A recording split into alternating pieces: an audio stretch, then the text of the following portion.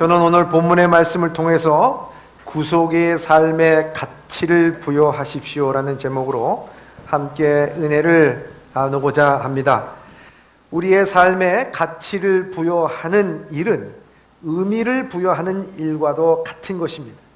또한 가치를 부여할 때에 그 삶은 기쁘고 감사가 넘쳐나는 것입니다. 예를 들어서 어떤 사람이 벙어리 장갑을 선물로 받았습니다. 백화점에서 산 줄을 알았는데 나중에 알고 보니까 직접 손으로 짠 선물이라고 하는 사실을 알고 나면은 그 벙어리 장갑은 몇만 원의 가치가 아니라 나를 위하여 시간과 정성을 들여서 손수 짠 벙어리 장갑으로 생각할 때 값으로 따질 수 없는 정과 사랑이 그 가운데 있는 것입니다. 컴퓨터로 쓴 편지나 이력서가 훨씬 더 반듯하지만 만약 손으로 쓴 편지, 손으로 쓴 이력서라고 한다면 거기에 가치가 더할 것입니다. 또 우리는 호텔에서 비싼 저녁을 대접받는 것보다도 가정에서 초대되어 가정주부가 정성이 들어간 소박한 밥상을 대접받을 때 우리는 더 대접받는다고 하는 기쁨과 가치가 느껴질 것이라 하는 것입니다. 과거에는 가난한 사람들이 배고픔을 때우려고 감자나 옥수수를 먹었는데 요즘에는 오히려 감자나 옥수수를 웰뱅이라고 생각하면서 특별하게 생각하면서 먹는 것으로서 거기에 가치를 부여하고 있는 것입니다. 절대 빈곤의 시대에는 절대 빈곤 그 자체가 인간을 불행하게 했습니다. 하지만 고도의 산업사회에서는 인간이 어떻게 가치를 부여하느냐에 따라서 더 중요한 일이 되어진다 하는 것입니다. 중요한 것은 객관적인 현실이 아니라 내가 그것에 대해서 어떻게 가치를 부여하느냐 하는 것입니다. 인생은 어디에다 가치를 부여하느냐에 따라서 그 인생은 정말 천양지 차이로 그 차이가 달라질 수 있다 하는 것입니다. 인간이 영혼의 가치를 두고 살면 살아갈수록 그 삶은 거룩해지고 위대하게 될 뿐만 아니라 또한 그런 사람들을 통해서 세상은 아름다워진다는 것을 알 수가 있어야 하는 것입니다. 우리를 풍요롭게 만드는 가치, 부여하는 기준이 그러나 점점 변절돼 가고 있는 것이 오늘의 세상입니다. 사람의 관계 가운데도 정과 사랑의 가치를 두는 것이 아니라 세상은 점점 물질에 대하여 유무와 지방색과 계층의 관계로 인해서 가치를 부여하는 사회는 점점 더 저급해지고 상처가 많은 세상으로 만들어갈 뿐이라 하는 것입니다. 사랑하는 예범의 성도 여러분, 예수 그리스도를 믿는다는 것이 무엇일까요? 저는 예수 그리스도를 구주로 받아들인다는 것은 다른 것이 아니라 우리의 삶에 가치를 부여하는 그 기준이 변하는 것이 바로 예수 그리스도를 구주로 영접하는 것이다 하는 것입니다. 예수 믿기 전에 우리의 삶의 가치는 무엇을 먹을까, 무엇을 입을까, 무엇을 마실까에 대해서 그 가치를 두었습니다. 마귀도 예수님을 시험할 때에 사용하던 방법이 무엇을 먹을까, 무엇을 마실까, 그리고 내 능력에 대해 가치를 두고 또 세상의 권력과 영광과 부귀에 대해서 가치를 둔 것을 볼 수가 있습니다. 그런데 예수님을 믿고 나니 우리의 삶의 가치의 부여는 다른 것이 아니라 예수님이 중심이 되었다고 하는 것입니다. 예수님이 내 삶의 가치의 중심이 되는 거예요. 저는 그래서 예수를 믿고 난 다음에 우리의 가치의 변화를 통해서 보여주는 우리의 신앙은 두 가지의 접속사가 늘 사용되어진다 이렇게 봅니다. 그 두 가지의 접속사는 뭐뭐에도 불구하고 뭐뭐 때문이라 하는 거예요. 뭐뭐에도 불구하고 뭐뭐 때문이라 말할 수가 있는 것입니다. 다시 말해서 질병이 있음에도 불구하고 예수님 때문에 소망이 있습니다. 가난함에도 불구하고 예수님 때문에 부요합니다. 배운 것이 없음에도 불구하고 예수님 때문에 자존감이 있습니다. 낙심한 일이 있음에도 불구하고 예수님 때문에 용기를 내어 살아갈 수가 있습니다. 계속해야 돼요, 제가? 어떻게 아멘이란 말도 없어, 도대체. 그럼에도 불구하고 저는 그 예수님 때문에 계속합니다. 할렐루야.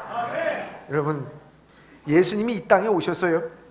그 삶으로 또한 말씀을 전하신 것은 우리에게 삶의 가치를 부여해 주신 것이에요. 그래서 천하보다도 중요한 것이 생명이 중요한 거야. 먹고 사는 문제보다도 먼저 그 나라와 그 의에 대해서 가치가 있는 거야. 우리의 삶 가운데서 내 주장하기보다는 용서의 가치가 있는 것이고, 하나님에 대한, 아버지에 대한 믿음을 갖고 살아가는 것이 가치라고 얘기하는 것입니다. 오늘 본문의 말씀 가운데서 40년이라는 긴 대장전 끝에 광야의 생활을 마치고 이스라엘 사람들이 이제 가나안 땅으로 들어가게 됐습니다. 요단강을 건너면 이제 가나안 땅입니다. 가나안 땅의 목전에 두고 그들은 이제 모든 이 광야의 방랑의 세월이 끝나는 전환기를 맞이고 있을 이때에 모세는 너희들이 저 가나안 땅에 들어가서 진정으로 그냥 젖과 꿀이 흐르는 땅에 들어가는 것이 중요한 것이 아니라 가치를 아는 백성으로 너희들이 살아가야 된다 하는 그 의미를 오늘 본문의 말씀을 통해서 설교를 하고 있는 것입니다. 사랑하는 예범의 성도 여러분, 우린 사순절 첫째 주간을 맞이하고 있습니다. 우리가 예수 그리스도의 고난과 십자가를 생각하면서 살아갈 때 그것이 얼마나 여러분들의 삶 가운데 가치를 부여하고 있는지를 다시 한번 돌아보면서 이 사순절을 지내는 여러분들 되시길 주님의 이름으로 축원합니다. 첫째, 그 가치의 부여는 이렇습니다. 첫째입니다. 첫째, 구속의 은혜를 삶의 우선순위의 가치를 부여하라입니다. 구속의 은혜, 하나님께서 구원하여 주시고 자녀 삼아 주시는 하나님의 구속의 그 은혜, 그것이 우리의 삶의 맨 위에 놓을 수 있는 거기에 가치를 부여하라 하는 것입니다. 오늘 본문의 말씀 1절에서부터 3절의 말씀입니다. 시작. 내 하나님 여호와께서 내게 기업으로 주어 차지하게 하실 땅에 내가 들어가서 거기에 거주할 때에 내 하나님 여호와께서 내게 주신 땅에서 그 토지의 모든 소산의 만물을 거둔 후에 그것을 가져다가 광주리에 담고 내 하나님 여호와께서 그의 이름을 두시려고 택하신 곳으로 그것을 가지고 가서 그때 제사장에게 나아가 그에게 이르기를 내가 오늘 당신의 하나님 여호와께 아뢰나이다. 내가 여호와께서 우리에게 주시겠다고 우리 조상들에게 맹세하신 땅에 이르렀나이다 할 것이요. 아멘. 모세는 가나안 땅에 들어가 정착하게 되면 그 첫해 수확물을 갖고서 제사장께 나와 우리 조상들에게 맹세하신 땅에 이르렀나이다 고백을 하면서 하나님 앞에 영광을 돌리라고 하는 것입니다. 광야 40년의 세월 동안 이들은 유목민으로 살았습니다. 뿌리를 내리지 못했습니다. 언제나 사방이 뚫려 있기 때문에 적의 침입이 언제 어느 곳에 올지 모릅니다. 그리고 신물이 나도록 만나를 먹었습니다. 그리고 늘 목마름과 갈증으로 살았던 떠돌았던 광야의 삶을 이제 접고 가나안 땅에 정착할 때라 하는 것입니다. 그랬을 때 이들이 해야 할 일이 참 많았습니다.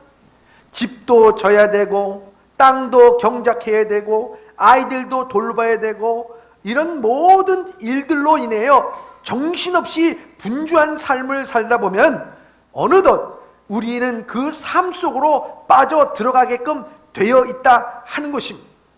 그래서 그 삶의 우선순위가 바쁜 일이 삶의 우선순위에서 첫 번째 차지하게 될 것이라 하는 것입니다. 먹고 사는 일이 우리의 삶의 우선순위가 되어버리고 마는 것입니다. 제가 미국에서 공부를 하면서 아르바이트를 할 때 한 것 중에 하나가 뭐냐면 기내식에 대해서 그 기내식을 이제 이렇게 만드는 일이었습니다. 제가 음식을 만드는 것이 아니라 기내식의 그 플라스틱 통이 컨베이어 벨트 시스템에 의해서 제 앞으로 지나가면 옆에 있던 사람이 비프, 고기를 집어넣으면 나는 거기다 과일과 포크와 나이프를 집어넣고 그 다음에 옆으로 가면 버터와 각종 그 잼을 집어넣고 이래가지고 마지막에는 포장해가지고 완성되는 것이 바로 그 기내 음식을 만드는 그런 공장이었어요. 맨 처음에 들어가서 일을 할 때는 뭐 옆 사람과 얘기를 하고 이런저런 얘기를 하면서 그 일을 하게 되는데, 아니 시간이 지나게 따라 내 자신의 모습 보면은 정신없이 그걸 담고 있는 것을 볼 수가 있어요. 왜냐하면 시간이 지남에 따라 점차 이 컨베이어 벨트가 빨리 돌아가는 거예요. 그러니 다른 사람하고 옆 사람하고 얘기할 시간도 없어요. 그냥 오면은 그냥 집어넣고 이것만 하다가 종이 땡 울리면 그 다음에 딱 놓고 뒤도 돌아보시고 싶지도 않아요. 그냥 나가고 싶어. 저는 그 컨베이어 벨트 시스템에서 그것을 보면서 우리의 인생을 한번 생각하게 됐습니다. 우리의 삶도 마찬가지 아니겠느냐. 맨 처음에 좀 여유스러운 것 같습니다.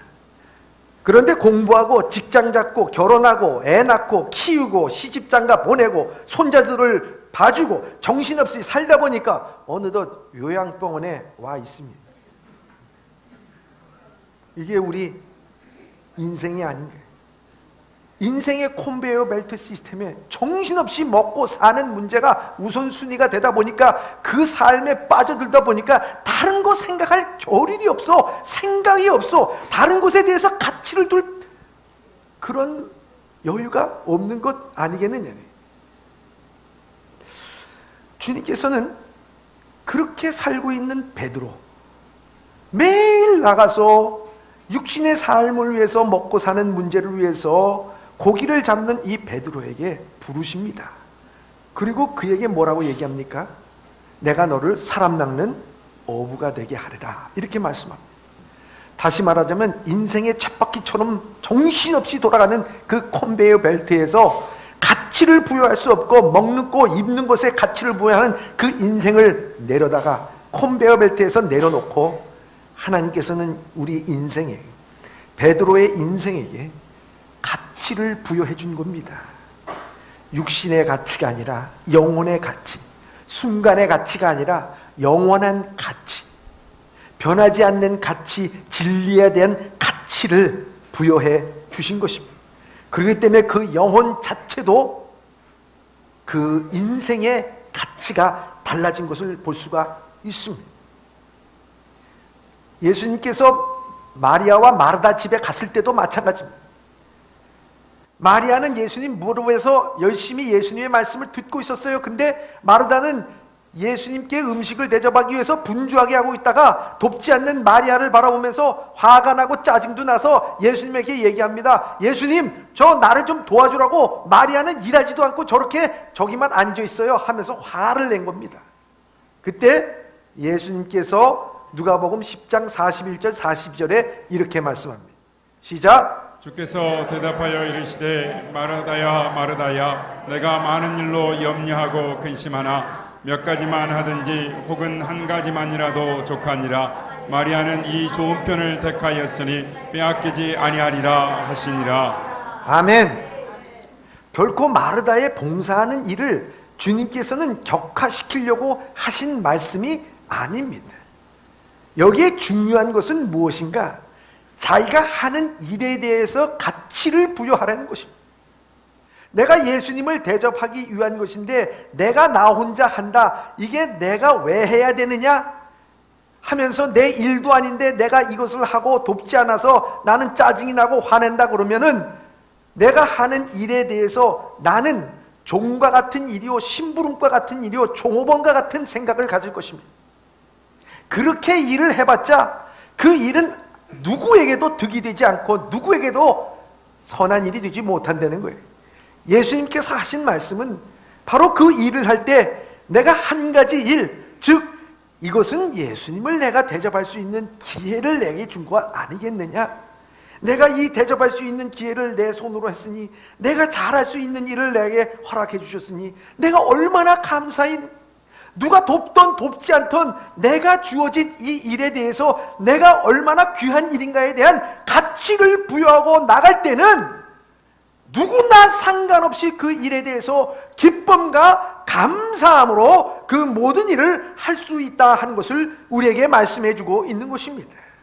그렇기 때문에 오늘 내가 마르다의 일을 하든 마리아의 일을 하든 무슨 일을 하든 간에 그 일에 대해서 가치를 부여하라, 예수님께서는 우리에게 말씀해 주고 있는 것입니다. 삶의 우선순위를 정해놓지 않는다면 다른 사람이 내 삶의 우선순위를 정하게 될 것입니다. 생각하는 대로 살지 않으면 살아가는 대로 생각하면서 살게 되어 있습니다. 오늘 이스라엘 백성들은 이 땅에 정착하여 땅의 소산에 만물을 거두어 제사장에 가져오는 것은 바로 무엇을 의미합니까? 육신의 삶 가운데서 허겁지겁 먹는 것으로, 마시는 것으로 이 땅에 살아가는 의미와 가치를 두는 것이 아니라 바로 이 땅은 하나님께서 조상들로부터 약속하여서 나에게, 우리에게 이끌어 주신 이 땅 아닙니까? 이곳에 대한 의미는 내가 먹고 사는 문제 해결하기 위한 땅이 아니오, 하나님의 약속의 성취요, 하나님의 은혜의 땅이요, 하나님께서 나를 오늘 이곳에 땅에 발을 붙이고 살게 하여 주신 하나님의 섭리라고 하는 것으로 그는 가치를 두며 살아가라고 오늘 본문의 말씀에서 우리에게 해주고 있는 것입니다. 사순절을 시작하면서 우리 자신의 삶을 생각해야 합니다. 오늘 나는 하나님의 약속대로 구원이 이루어졌습니다. 내 삶에 무엇보다도 하나님의 구원의 약속이 이루어졌습니다. 그래서 내 영혼을 위한 삶, 하나님의 나라와 의를 위한 삶이 먼저 되어야 될 줄 믿습니다. 가이드 포스트라고 하는 그 책에 보면은, 잡지에 실린 글 가운데 이런 글이 있습니다. Pay Pilgrim's Dance라는 말이 있어요. Pay Pilgrim's Dance. 다시 말하자면 청교도들의 춤을 지불하라, 청교도들의 춤을 지불하라 하는 말입니다. 이 pay라고 하는 말이 무슨 대가를 지불하라 하는 거 아니겠습니까? 그래서 영어로 you pay for this, 이것에 대해서 너 대가 지불해야 돼, 이런 말을 우리에게 하지 않습니까? 오늘날 미국이 최강의 나라가 된 것은 청교도들의 춤에 있었다고 하는 것입니다. 그러기에 그 후손들이 그 춤에 대한 대가를 지불해야 된다는 것입니다. 그 춤이 뭡니까? 신앙의 자유를 찾아서 온 신대륙으로 건너온 사람들이었습니다. 그들이 102명이었습니다. 근데 청교도들이 추위와 굶주림과 전염병에 걸려서 44명이 죽고 58명만 살아남았습니다. 그런데 그런 절망 상황 속에서도 적응하면서 지금은 미국을 건설해 나갔습니다. 어떻게 했습니까? 한 사회학자가 미국 역사를 연구하면서 그 결과를 발표하는데 이렇게 발표했습니다. 그는 청교도들의 생존의 이유로서 오늘날 미국이 이와 같이 융성하게 발전했던 그 청교도의 처음 기본 바탕은 무엇이었는가? 그것은 감사였다고 말합니다. 감사. 동료가 죽어도 자신도 춥고 배고픔으로 죽음의 위기가 가운데 있었지만 신앙의 자유함을 찾은 것에 대한 감사. 오늘 내 기도 가운데 하나님께서는 이곳에 나를 인도하여 춥고 배고프고 동료가 죽고 외가 몸 하나 가눌 곳이 없는 이곳에 있어도 이곳은 하나님이 나를 구원하여 주시고 내게 이 땅을 허락하여 주시고 내가 오늘 이 땅에 발을 딛고 설 수 있는 것은 하나님의 은혜입니다. 거기에 대한 감사, 거기에 대한 기쁨, 거기에 대한 증거라고 하는, 바로 이 필그림들은 그러한 소망의 춤을 추었고 감사의 춤을 추었고 신앙의 춤을 추었고 하나님의 약속에 대한 성취에 대한 춤을 추었다고 하는 것입니다. 오늘날 미국에 있는 젊은이들이 바로 오늘 이렇게 융성하게 나라가 발전한 것에 대해서 깊이 다시 한번 생각해야 될 것은 바로 이 청교도의 춤, 그것을 잊지 말라고 하는 그런 이야기라 하는 것입니다. 사랑하는 예범의 성도 여러분, 오늘 우리는 이 사순절을 지내면서 하나님께서 여러분들의 구원을 허락하여 주셔서 오늘 이 자리까지 이르게 해 주셨습니다. 여러분들의 삶은 오늘도 먹고 사는 컨베이어 벨트 시스템에서 여러분들은 정신없이 그 일을 하고 있습니까? 아니면 내 삶이 하나님께서 주신 은혜요, 이것까지 이르게 하여 주신 것도 하나님의 약속입니다 하며 삶에 감사를 부여하면서 기쁨과 즐거움으로 여러분들의 모든 삶을 주님 앞에 내놓을 수 있는 여러분들 되시길 주님의 이름으로 축원합니다. 여러분, 또 한 가지입니다. 둘째입니다. 둘째, 최종의 목적에 가치를 부여하라. 최종의 목적에 가치를 부여하라는 것입니다. 오늘 본문의 말씀 5절에서 9절의 말씀, 좀 긴 말씀이지만 함께 합독하도록 하겠습니다. 시작. 너는 또 내 하나님 여호와 앞에 아뢰기를 내 조상은 방랑하는 아람 사람으로서 애굽에 내려가서 거기에서 소수로 거류하였더니 거기에서 크고 강하고 번성한 민족이 되었는데 애굽 사람이 우리를 학대하며 우리를 괴롭히며 우리에게 중노동을 시키므로 우리가 우리 조상의 하나님 여호와께 부르짖었더니 여호와께서 우리 음성을 들으시고 우리의 고통과 신고와 압제를 보시고 여호와께서 강한 손과 편팔과 큰 위엄과 이적과 기사로 우리를 애굽에서 인도하여 내시고 이곳으로 인도하사 이 땅 곧 젖과 꿀이 흐르는 땅을 주셨나이다. 아멘. 오늘 본문의 말씀에 보면 모세는 자기 조상들에게 이야기하기를 어떤 특별한 조상이다라고 하지 않고 여기 내 조상은 방랑하는 아람 사람으로서 이렇게. 여러분, 방랑하는 아람 사람에 무슨 특별한 의미가 있겠습니까? 방랑하는 아람 사람들에게 특별한 가치를 부여할 것이 무엇이 있겠습니까? 하나님께서는 아브라함을 택했을 때 그 아브라함이 무슨 특정한 사람이었습니까? 가치 있는 사람입니까? 능력의 사람입니까? 왕입니까? 아니었어요. 아주 평범한 사람이었어요. 그런데 아브라함이 아브라함 된 것은 자기의 능력으로 된 것이 아니라 하나님이 그와 함께 하셨기 때문에, 아브라함은 그것을 믿었기 때문에 아브라함이 된 줄 믿습니다. 그래서 모세는 오늘 본문의 말씀을 통해서 이렇게 말씀하고 있는 거예요. 그 민족이 가난과 배고픔으로 인해서 그 70명이 야곱과 함께 애굽으로 내려갔습니다. 왜냐하면 그 형제들이 팔았던 그 요셉이 애굽에서 총리 대신이 돼서 그 모든 환난 속에서 그 가족을 데려왔습니다. 그래서 고센 땅에서 그들은 민족이 번성하기 시작해서 400년이 지난 다음에는 큰 민족이 이루게 됐습니다. 그런데 큰 민족이 이루다 보니까 애굽 사람들이 위협을 느끼기 시작해서 애굽의 바로 왕이 이 이스라엘 백성들을 말살시키려는 정책을 폈습니다.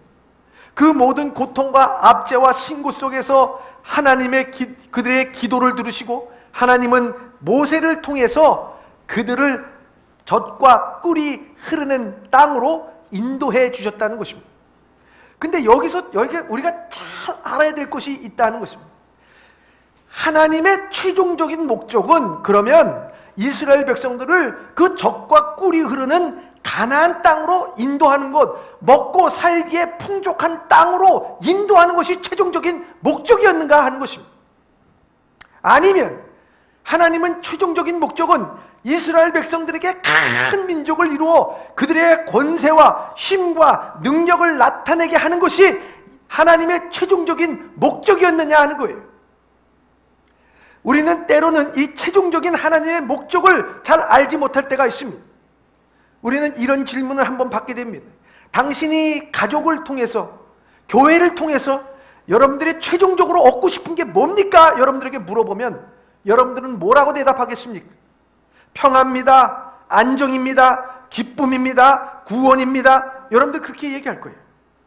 그러면서 그 안정과 평화를 얻기 위해서 여러분들이 뭐가 필요하냐? 돈이 필요합니다, 직업이 필요합니다, 지위가 필요합니다. 그런데 시간이 지남에 따라서 변질되는 게 뭐냐? 그 필요한 것들이 목적이 돼버릴 때가 참 많이 있다는 거예요.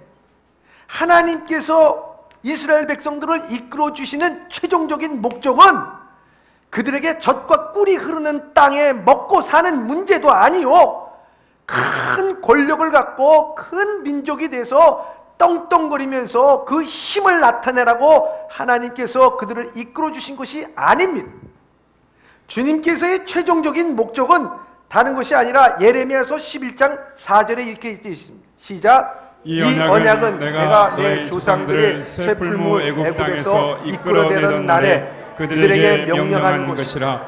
곧 내가 이르기를 너희는 내 목소리를 순종하고 나의 모든 명령을 따라 행하라. 그리하면 너희는 내 백성이 되고 나는 너희 하나님이 되리라. 아멘. 그럼 하나님께서 우리를 이끌어 주신 최종의 목적, 오늘도 여러분들의 인생에 있어서 하나님이 이끄시는 최종인 목적에 여러분들의 삶의 가치를 부여하고 밑줄을 그어야 되는 부분이 어디 있느냐? 너희는 내 백성이 되고 나는 너의 하나님이 되리라. 아멘. 다시 말하자면 하나님께서 이끄시는 최종 목적은 내가 하나님의 백성이 되고 하나님은 나의 하나님이 되는, 바로 하나님과의 백성, 하나님의 나라, 하나님의 일을 이끄는 하나님의 백성이 되기 위하여서 아브라함을 택했을 때나 그 모든 민족을 이끌 때나 동일하게 하나님께서는 나와 함께 하신다고 하는 것을 우리에게 말씀해 주고 있는 것입니다.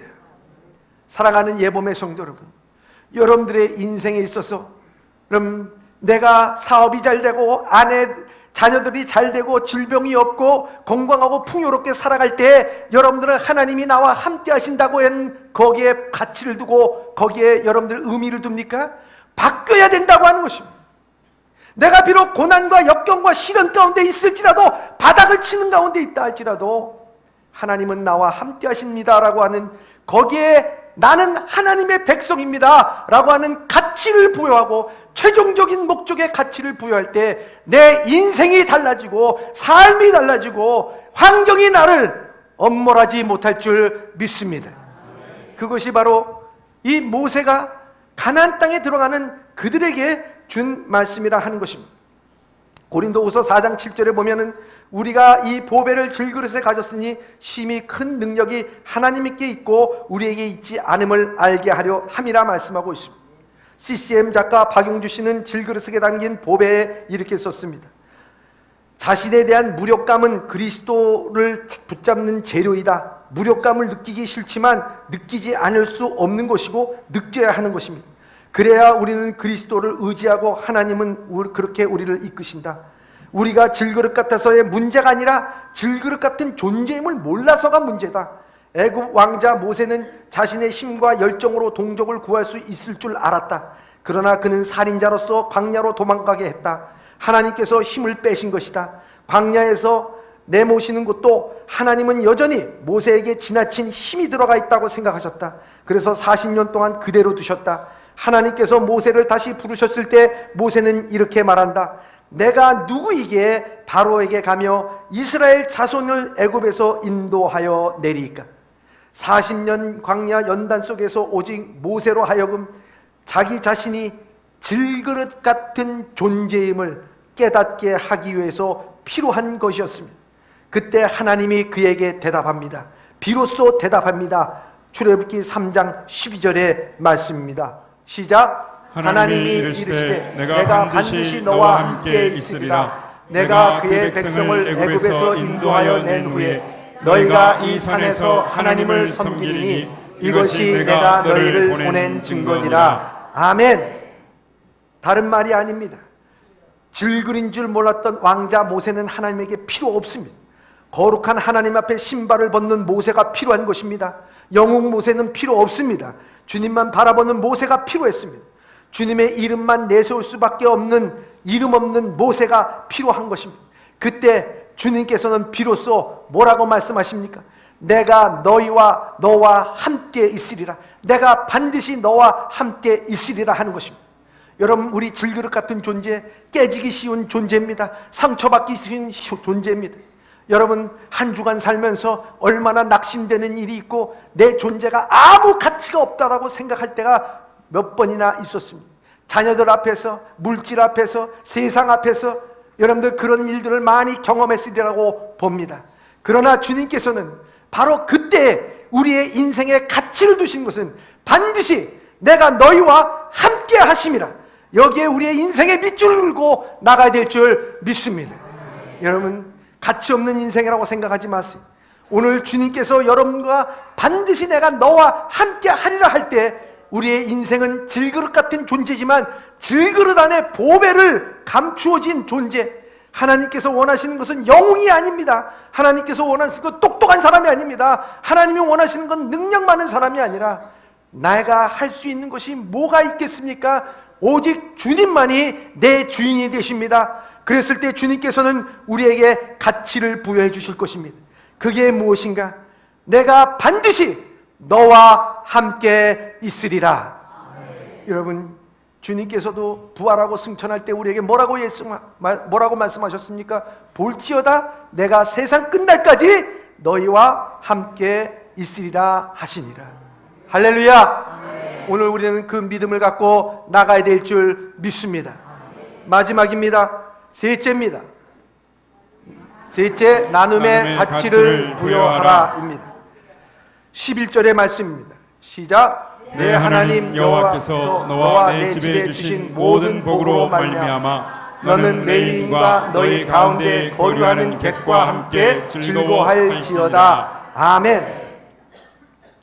여러분, 아브라함이 아브라함 되고 성도가 성도 되고 하나님께서 복의 근원이 돼서 축복을 주시고 하나님께서 주신 복이 복되게 하기 위해서 중요한 것이 뭐냐? 나누라고 하는 것입니다. 나눌 때 그 복이 가치가 있는 것입니다.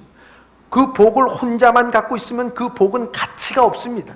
더 이상 능력이 없습니다. 힘이 없습니다. 그런데 그 복을 나눌 때 거기에 가치가 있는 것입니다.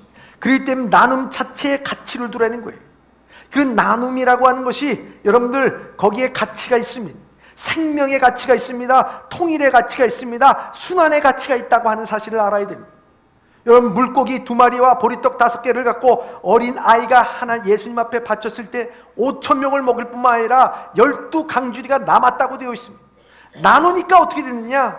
생명이 살아나고 거기에 먹었던 모든 사람들이 하나님의 말씀으로 흡족해서 통일이 되어 한마음이 되고, 그리고 그것이 순환이 되어 잉여 12강주리가 남아서 그걸 통해서 또 다른 사람들이 먹게 만드는 이 선순환이 되어진다고 하는 사실을 우리에게 말씀해 주고 있다는 거예요.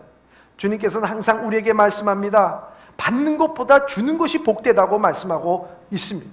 우리나라에서 조상들이 지혜스러운 그 말 가운데 하나가 뭐냐면 콩알 새알입니다. 콩새알입니다. 우리 조상들은 항상 이 밭에 콩을 심을 때 3개를 심었다는 거예요. 하나는 그 땅에 사는 벌레와 하늘의 공중의 새를 위하여서, 하나는 이웃을 위해서, 하나는 내가 먹고 살기 위해서.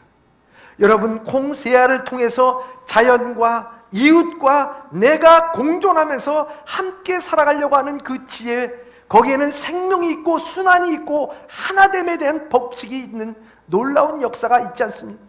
초대교회도 마찬가지였습니다.